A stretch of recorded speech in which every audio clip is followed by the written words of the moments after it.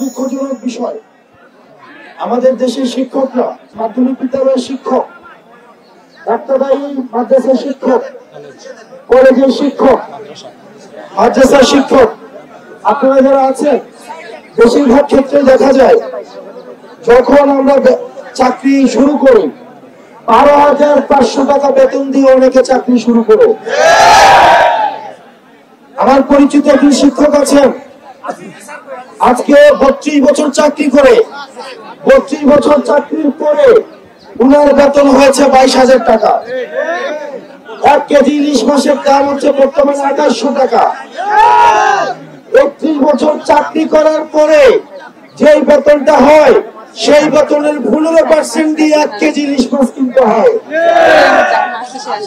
30 বছর চাকরি করার পরে যেই বেতনটা হয়, এই বেতনের 20% বাড়ি ভাড়া দেওয়া হয় না। আমাদের দেশের সরকার, আমাদের দেশের জনগণ, আমাদের দেশের শিক্ষকরা, ওনারা নিজেদের জীবনযাপন করে হচ্ছে দ্বিতীয় শ্রেণীর আর চতুর্থ শ্রেণীর নাগরিকের মতো জীবনযাপন করে। আর আমরা মনে করি, আমরা প্রত্যাশা করি যে তারা প্রথম শ্রেণীর নাগরিক উপহার দিবে। প্রতিনিয়ত হীনমন্যতা নিয়ে আমি একদম যে কথাগুলো আমি বলতে চাই না, এই শিক্ষক সমাজের যারা আছেন, ফজর নামাজের পরে তারা মাথা নত করে বাসায় চলে আসতে হয়, বুক ফুলিয়ে পরে মাছটা কেনার জন্য কখনো বাজারে যেতে পারে না। আমরা দেখেছি পরিপাটি হয়ে তাদের সবসময় সমাজে থাকতে হয়, 8-5টা মানুষের মতো তারা সমাজে থাকে না, কারণ শিক্ষকরা হচ্ছে সমাজের উদাহরণ স্বরূপ, তাদেরকে উদাহরণ দেওয়া হয়। কিন্তু তাদের বেতন হচ্ছে মাস শেষে 15,000 টাকা, 16,000 টাকা, 18,000 টাকা, 20,000 টাকা।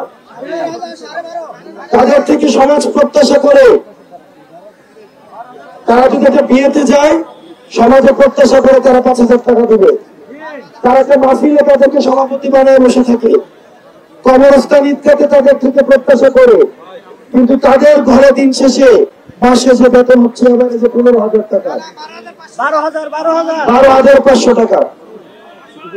বলেন বাংলাদেশের কোন জায়গায়, বাংলাদেশের কোন বাজারে, কোন বাজার আছে বাংলাদেশে যেখানে 12,500 টাকা দিয়ে 10টা বাজারের খরচ হয়? মাসের শেষ 10 দিন পরিপাটি ফিটফাট, কিন্তু সবসময় ছোট মন নিয়ে মাসের 10 দিন চলতে হয় শিক্ষকদেরকে। মাসের 20 তারিখের পর থেকে পরবর্তী প্রত্যেকটা দিন একদিন করে 30 তারিখ পর্যন্ত বেতনের জন্য অপেক্ষা করতে হয়। একটা তৃতীয় শ্রেণীর, চতুর্থ শ্রেণীর, দ্বিতীয় শ্রেণীর নাগরিক কখনোই প্রথম শ্রেণীর নাগরিক করে তুলতে পারে না। প্রিয় শিক্ষক সমাজ, আমরা যদি বিদেশে দেখি, সবচেয়ে গুরুত্বপূর্ণ সেক্টর হচ্ছে শিক্ষা খাত।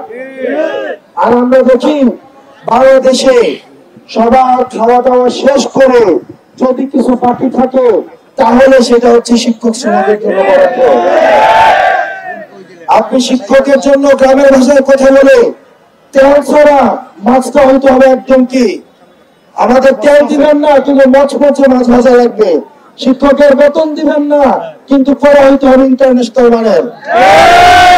বেতন দিবেন হচ্ছে সবচেয়ে খারাপ, কিন্তু পড়াশোনা আপনি প্রত্যাশা করবেন ইন্টারন্যাশনাল মানের।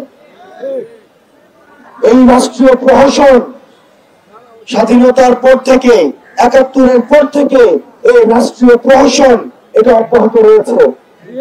কিন্তু জনাব নাহিদ ইসলাম এই শহীদ মিনারের প্রাঙ্গণ থেকে এক দফা ঘোষণা দিয়ে পুরান রাষ্ট্রীয় বন্দোবস্তের পতনের ডাক দিয়েছে।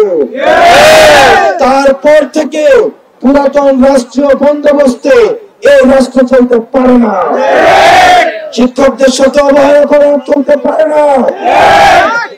আমাদের শিক্ষকদেরকে দ্বিতীয় শ্রেণীর, তৃতীয় শ্রেণীর, চতুর্থ শ্রেণীর নাগরিকের যে জীবন, সেই জীবন মান নিয়ে আর তাদেরকে চলতে দেওয়া হতে পারে না।